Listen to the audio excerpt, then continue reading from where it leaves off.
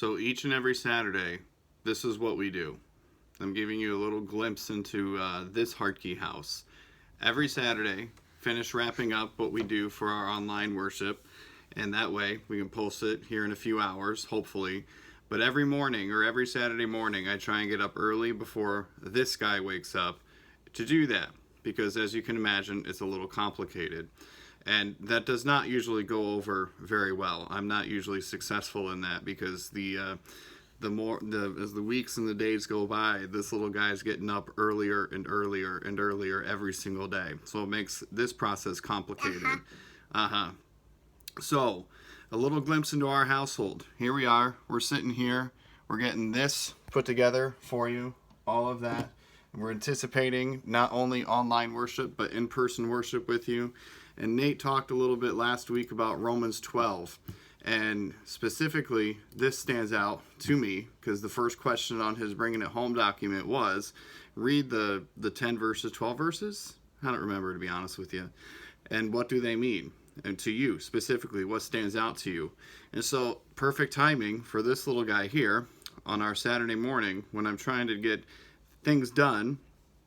And I'm kind of a one-track minded guy, as I think most guys are, if we're being honest, where I have to get to point A to point B in the fastest amount of time, the most productive amount of time that I can.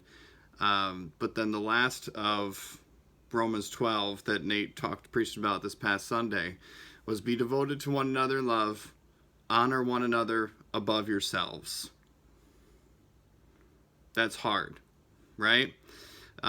It's really hard, especially, being believers in Jesus. Sorry about that. My arm's getting tired.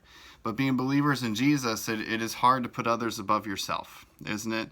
It wasn't ever meant to be easy, but the reward is great. And Jesus tells us that over and over throughout the Gospels.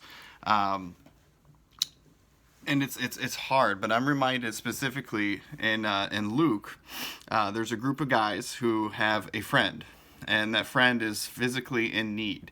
And they hear about the good things that Jesus is doing, meeting the physical needs of the people, and therefore then meeting their spiritual needs.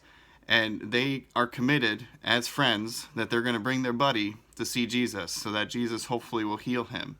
But the crowd is too great. And so what do? They actually take time to plan out how they're going to get their buddy, who cannot walk, up over the crowd onto the roof of a house that Jesus is in, take apart part of the roof, and yet find a way to rig, whether it's a mat or whatever their contraption is, and then muscle their friend down from the roof that they have taken apart in order to be literally at the feet of Jesus in the hopes that he is going to heal him.